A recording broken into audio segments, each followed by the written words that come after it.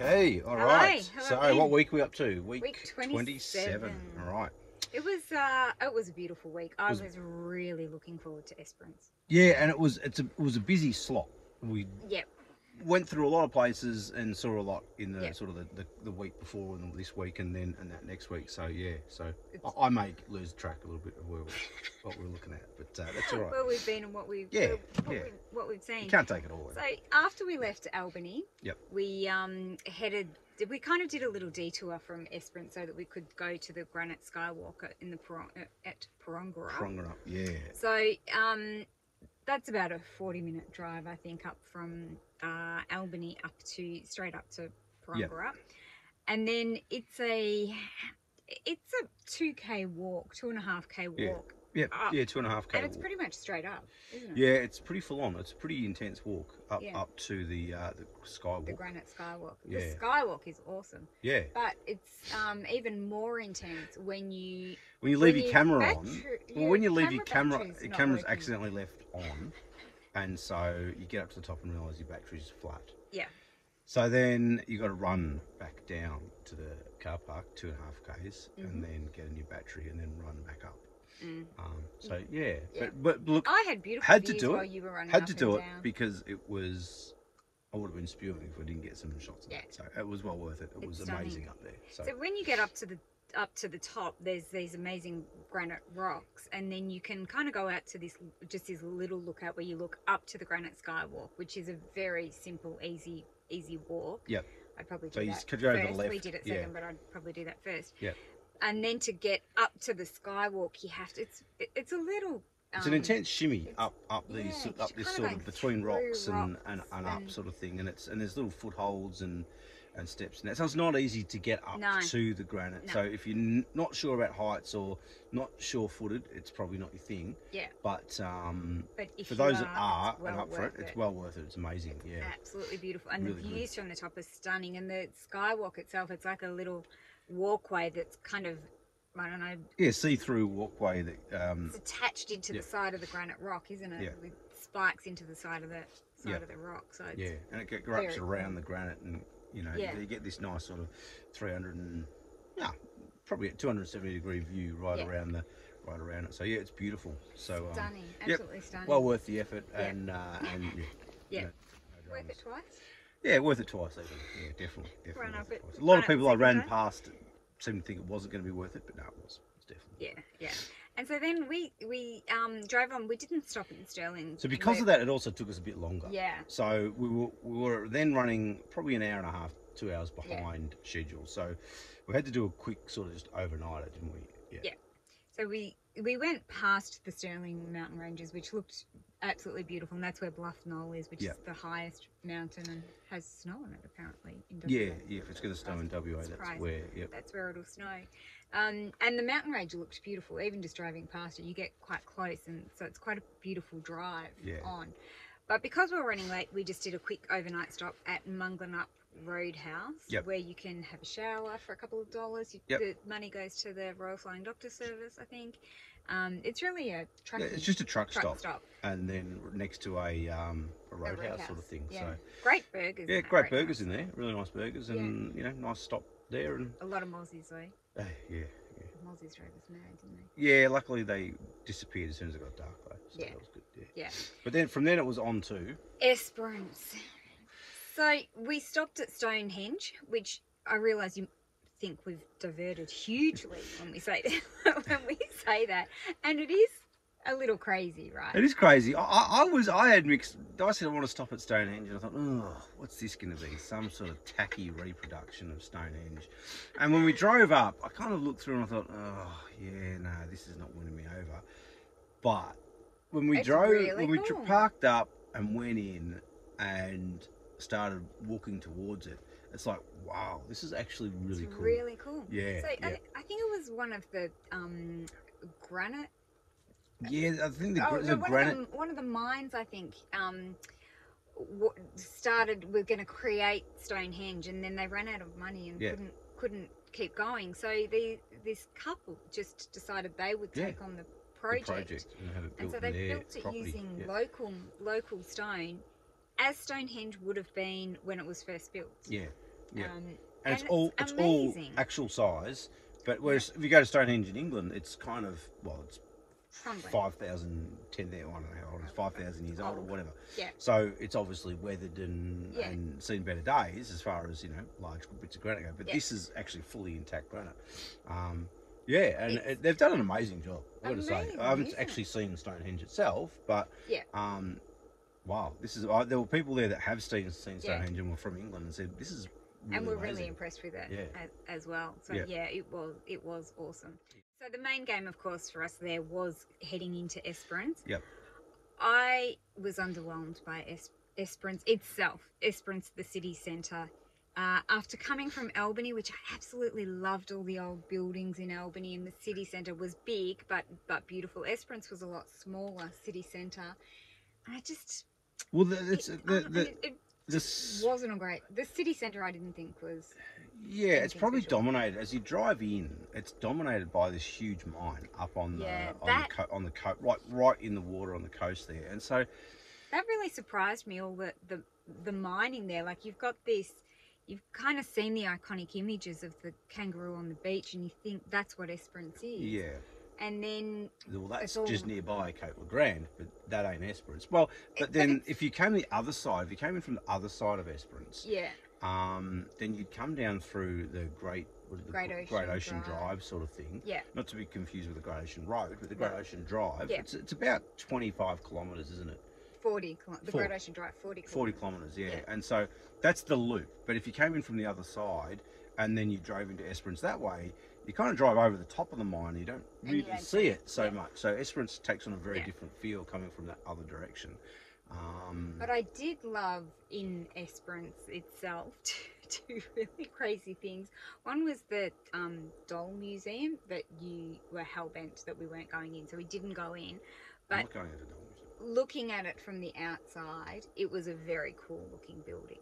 It was an awesome building. Yeah. And the RSL, which was this tiny little building, wasn't it? But it was a beautiful building. And then it had this giant...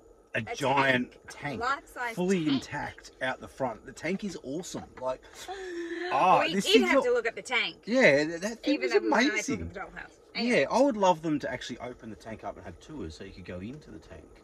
I think that'd be awesome to go inside a tank and sit in a tank. That'd be great. Anyway, but that's a different story. Now, there's one other thing that I loved about Esperance. Was it the Sri Lankan food? It was. So what day do I can't remember. That was when we came back from Cape Legrand. We came back via Esperance. And so some friends had recommend we go to the fish and chip shop. Fish lips or something, wasn't it? Something like that. Yeah. And so we called in there. It was open, which it normally isn't on a Monday afternoon.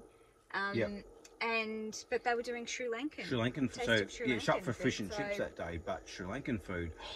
It was excellent. The Sri Lankan butter chicken. Magic. Was absolutely magic. Yeah, beautiful. Get in there on whatever day is Sri Lankan. In fact, get in there for the fish and chips as well. But if they happen to be not serving fish and chips, don't worry because go the Sri Lankan. Sri Lanka was excellent. Yeah. So we did the Great Ocean Drive. Yes. So 40 kilometres, which that then I think really reveals the beauty of Esperance. To you. More mozzies. That's why we're sitting inside. Sitting inside, but the fuel got in. Nice outside, but it's so it'll be game on when this finishes. But it'll be cold. So the Great Ocean Drive. So our first stop on the Great Ocean Drive was Pink Lake. Not pink. Which was on pink, and apparently it's never hasn't been pink since 1972 or something. Yeah, and it's white. But there is a Pink Lake there, but it's somewhere else. It's on one of the islands. So you have to fly to it or take a boat to it. Yeah. But Pink Lake is white. Yeah. So don't be fooled. Don't expect it to be pink, and it's really just a lake. It's really just a lake. So, and then you drive around, and there's a whole lot of not much at all.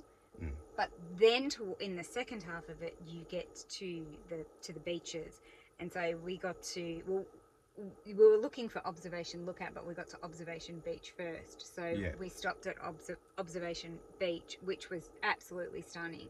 Yep. So all the beaches along there are just this beautiful white sand, granite rocks, and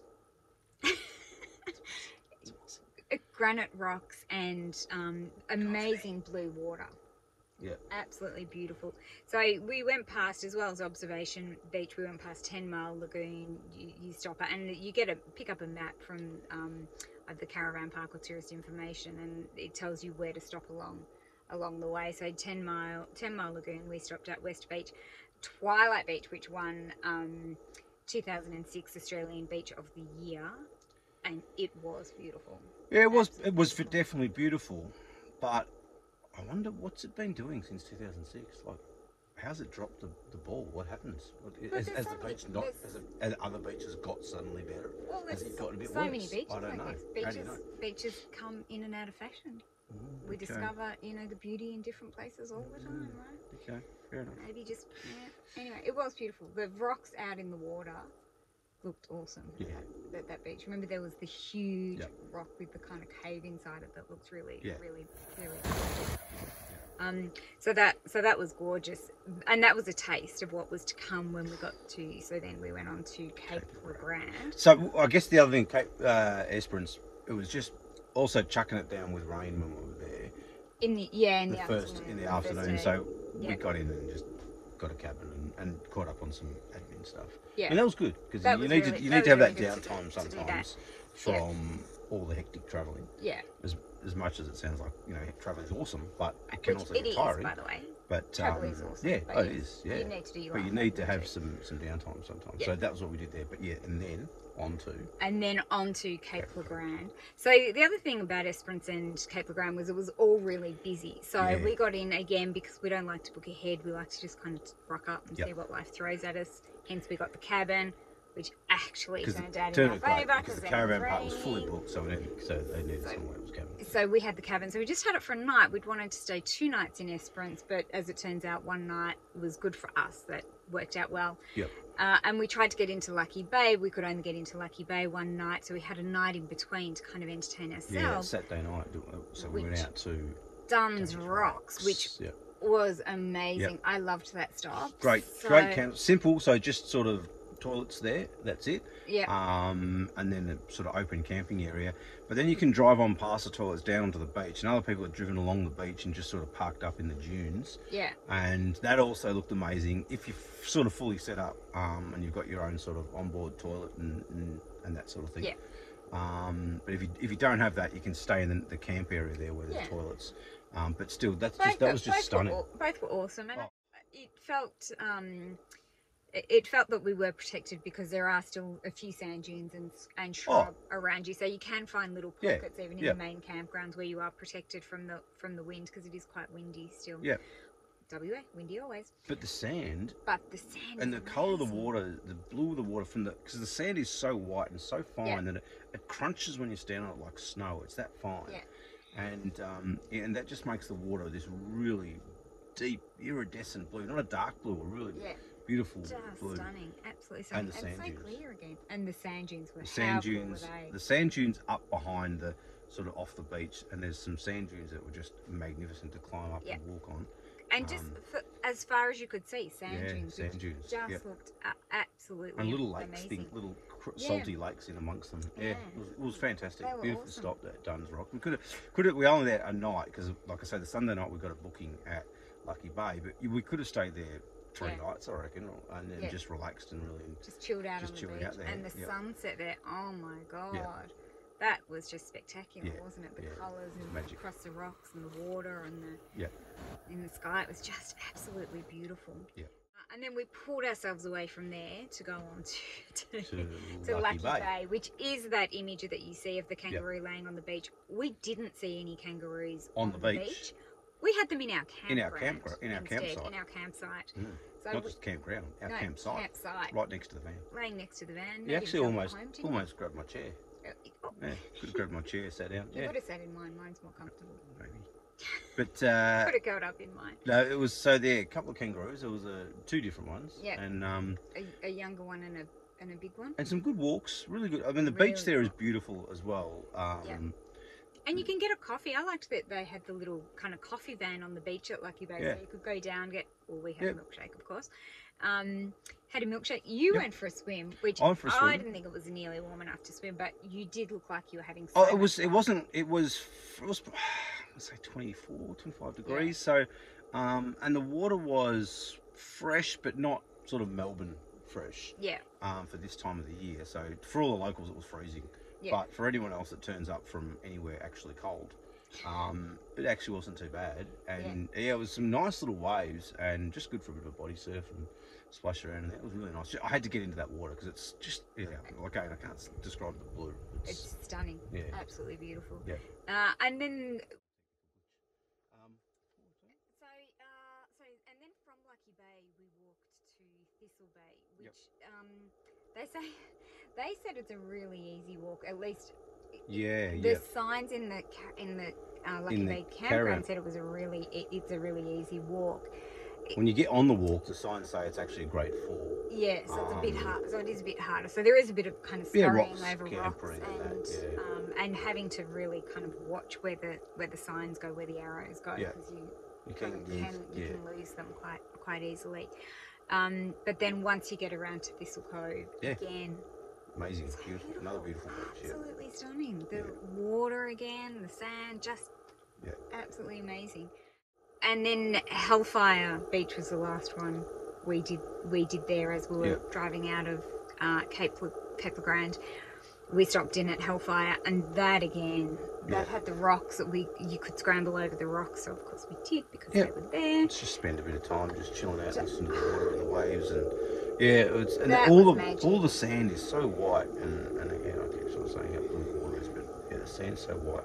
We did stop in at Cape Le Grand Beach, which was a very big beach and long beach, but not as, I didn't think it was quite as nice as actually the other beaches, Thistle Cove, Thistle Bay, and Hellfire and Duns Rocks and that. So some amazing beaches in through there. So Cape Le Grand, in an ideal world, how long would you say? I would say maybe 2 to 3 nights at Duns Rocks, because there was another one. What was the one further on that we didn't go to? There were a few there's a few other beaches along there. So I would say at least leave yourself a week at Cape Le Grand if you've got the time. Just give yourself a week and just relax and chill out, enjoy some of the best beaches we've ever seen anywhere in the world. Probably. And that's it. That was week 27. Yeah, that's it. So that was amazing. So we absolutely loved that sort of Cape Le Grand area and that. So. Beautiful. All right. Excellent. Highlight. Yeah. All right. See you at week 28. We'll see you next week. Bye. Bye.